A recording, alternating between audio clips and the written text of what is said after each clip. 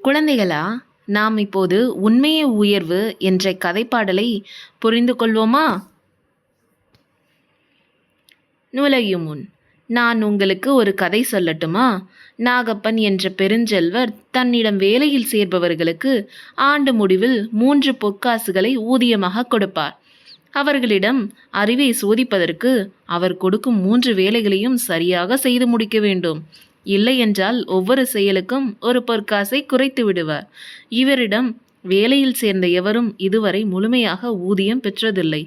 நாகப்பனின் ஏமாற்றும் குணத்தை அறிந்த அறுவடை நம்பி என்பவன் அவருக்கு பாடம் புகட்ட எண்ணி வேலையில் சேர்ந்தான். ஓராண்டு முடிவில் அவரிடம் ஊதியம் தருமாறு கேட்டான். அவர் அவனை சோதிக்க வேண்டும்.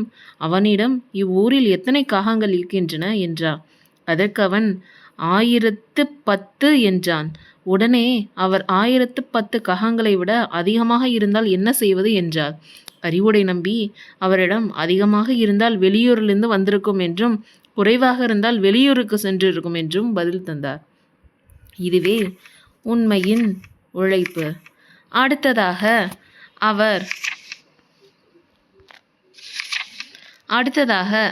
அவர் அவனிடம் இந்த அறைக்குள் இருக்கும் நெல்லை காய வைக்க வேண்டும், வெளியில் எடுத்து செல்லக்கூடாது என்று கூற அவன் அவ்வறையின் மேலுள்ள கூரையை பிரித்தான். கதிரவனின் வெப்பமும் அறைக்குள் வந்தது. அடுத்ததாக அவர் அவனிடம் இந்த அறைக்குள் இருக்கும் நெல்லை காய வைக்க வேண்டும், வெளியில் எடுத்துச் செல்லக்கூடாது என்று கூட அவன் அவ்வறையின் மேலுள்ள கூரையை பிரித்துதான். கதிரவனின் வெப்பமும் அறைக்குள் வந்தது. உடனே அப்பெரியவர் ஐயோ கூரை என்று கதறினார். நாகப்பன் அவரிடம் தாங்கள் கூறியபடியே அறைக்குள் நெல்லை காய வைத்தேன் என்றான். அடுத்ததாக நாகப்பன் அவனிடம் தன் தலையின் எடை என்ன என்றார். உடனே அறிவுடை நம்பி தோட்டத்திற்கு சென்று பூசணி ஒன்றை கொண்டு வந்து அவரிடம் தங்கள் தலையின் எடையும் பூசணிக்காயின் எடையும் ஒன்றுதான் என்று கூற அவர் அவனிடம் எப்படி ஒன்றாகும் என கேட்டார். இதை கேட்ட அறிவுடை நம்பி அவரிடம் இந்த தராசில் பூசணிக்காயை வைக்கிறேன், சந்தேகம் இருந்தால் உங்கள் தலையை தராசில் வைத்து சரிபார்த்து கொள்ளுங்கள் என்றான். நாகப்பனின் தலையை எண்ணி பார்த்து நாகப்பன் தவறை எண்ணி பார்த்து தன் தலையை எண்ணி பார்த்துதான் தன் தவறை உணர்ந்தான். இக்கதை மூலம் நீங்கள் என்ன அறிந்து கொண்டீர்கள்? எப்போதும் புத்தி சாதுரியமே உயர்வு தரும். இக்கருத்தை கதைப்பாடல் மூலமாக அறிந்து கொள்வோமா? நான் பாடலை படிக்கின்றேன். உண்மையே உயர்வு. கதைப்பாடல். உப்பு மூட்டை சுமந்துதான் கழுதை ஒன்று வந்தது. ஓடை காக்கும் நேரத்தில் நீரில் மூட்டை விழுந்தது. உப்பு நீரில் கரைந்தது, எடை குறைந்து போனது. நனைதி மூட்டை அதனையே கழுதை முதுகில் ஏற்றியே உரிமையாளர் கழுதையை வேகமாக ஓட்டினார். உப்பு எடை குறைந்ததால் கழுதை மகிழ்ந்து சென்றது. 4 உப்பு மூட்டையை கழுதை மீற்றி ஏறினார். ஓடை கரையில் வந்ததும் அசைந்து கீழே தள்ளிடும். எடையும் குறைந்து போய்விடும். கழுதை மகிழ்ச்சி கொண்டிடும். புரிந்து கொண்ட உரிமையாளர் பாகடம் புகட்ட எண்ணினார். அடுத்த நாளும் வந்தது. பஞ்சு மூட்டை ஒன்றையே கழுதை மீற்றி ஏறினார். ஓடைக்குள்ளே வந்ததும் அசைத்து கீழே போட்டது.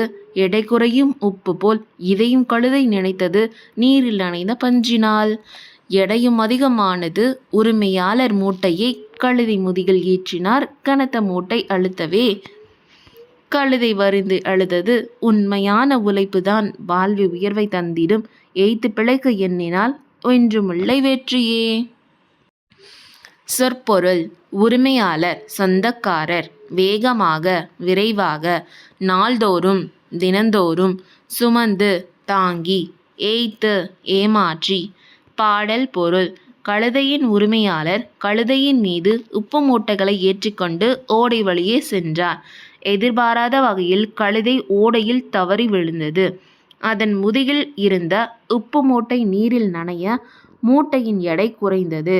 மற்றொரு நாள் உரிமையாளர் கழுதையின் முதுகில் பஞ்சு மூட்டைகளை ஏற்றிக்கொண்டு ஓடை வழியே சென்றார். அவரை ஏமாற்ற நினைத்த கழுதை மூட்டைகளை அசைத்து நீரில் தள்ளியது. ஆனால் பஞ்சு மூட்டைகள் நீரில் நனைந்ததால் எடை கூடிவிட்டது. உரிமையாளர் ஏமாற்ற நினைத்து தன்னைத்தானே கழுதை ஏமாற்றி கொண்டது. எனவே உண்மையான உழைப்பை உயர்வு தரும். பிறரை ஏமாற்றி நாம் என்றும் வாழ்வில் வாழ்தல் கூடாது.